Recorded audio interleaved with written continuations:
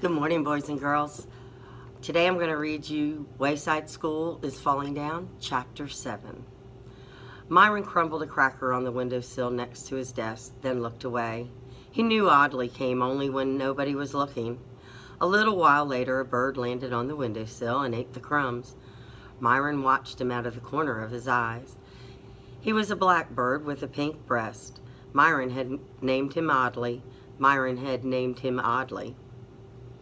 "Is that your dumb bird again?" asked Kathy. "No," said Myron. "Audley is not my bird. I don't own him. He doesn't live in a cage. Audley is free." "You're a bird brain," said Kathy. Myron watched Audley fly away. It made him sad and glad at the same time. He wished he could fly away across the sky with Audley. Audley probably thinks I live in a cage, he realized. Whenever he sees me, I'm sitting in this same desk. He probably thinks this desk is my cage. So Myron got out of his chair and sat on the floor. "Myron, what are you doing out of your seat?" asked Miss Jules. "I want to sit on the floor," said Myron. Several kids laughed. "Get back in your seats," ordered Miss Jules. Myron reluctantly returned to his desk. "I do live in a cage," he thought. "I'm not allowed out. I have to stay in my cage until the bell rings.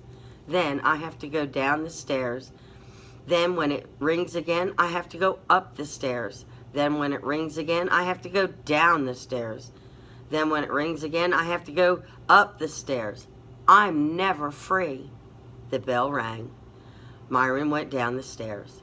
It was so crowded with kids rushing to recess that he couldn't stop if he wanted. It was as if someone had lifted his cage and was carrying him downstairs. The bell rang again. Myron went up the stairs. At lunch, the bell rang again. Myron went down the stairs. After lunch, the bell rang again. Myron stood at the bottom of the staircase and looked up. "No," he declared. "I won't go. I have to be free." As all the other kids rushed past him, he eased his way around to the back of the stairs. As everybody else went up, Myron went down to the basement. He nervously walked down the old creaky staircase. He didn't know what he'd find or what would find him. He had heard that dead rats were living down there, or worse, maybe even Mrs. Gorf. Mrs. Gorf was the meanest teacher Myron had ever had. She used to be the teacher on the 30th story before Miss Jules took over. But no one believed that Mrs. Gorf was really gone. Everyone said she was still lurking somewhere inside Wayside School. He stepped off the last step at the bottom of the Wayside School. It was too dark to see. Somewhere he heard a drip that echoed all around the cold and damp room. With his arms outstretched, he stepped across the gritty floor. His hand stuck against a large, fat pipe above his head. The pipe felt like it was covered with 1,000 spider webs. Still, Myron kept his finger on the pipe as he walked, so he wouldn't get lost. As long as he stayed with the pipe, he knew he'd be able to find his way back to the stairs. Something crawled across his hand. He shook it off, then continued walking. He thought he heard footsteps behind him. He stopped walking. The sound of the footsteps continued for a second, then stopped.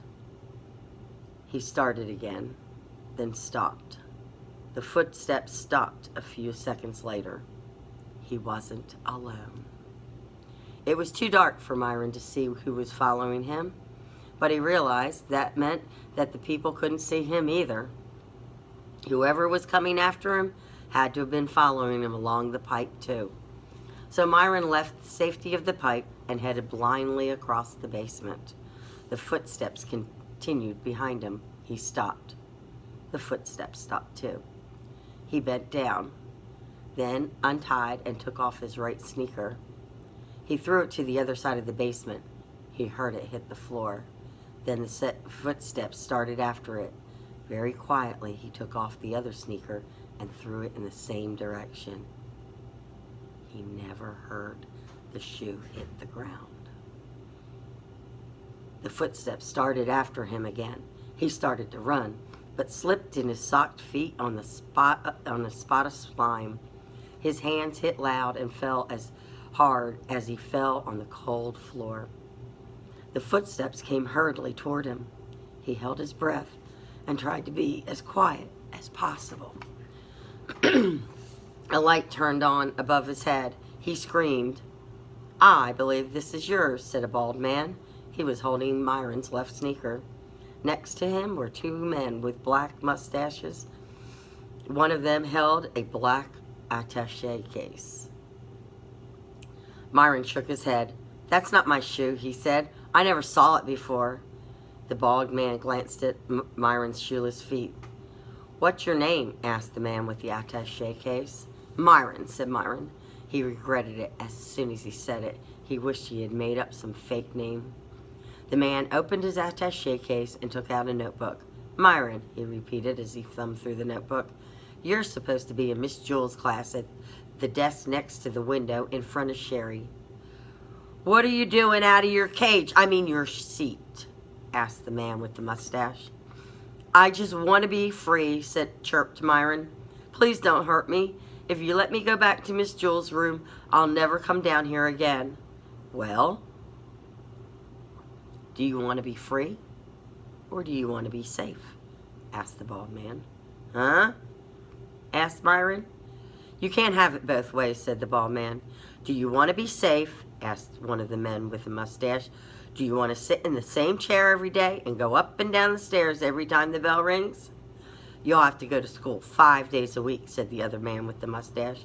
"And you'll have to go to bed at the same time every day." "But first, you'll have to brush your teeth," said the other man with the mustache. "And you won't be allowed to watch TV until you finish your homework," said the other man with the mustache. "You'll have to come inside when it rains," said the other man with the mustache.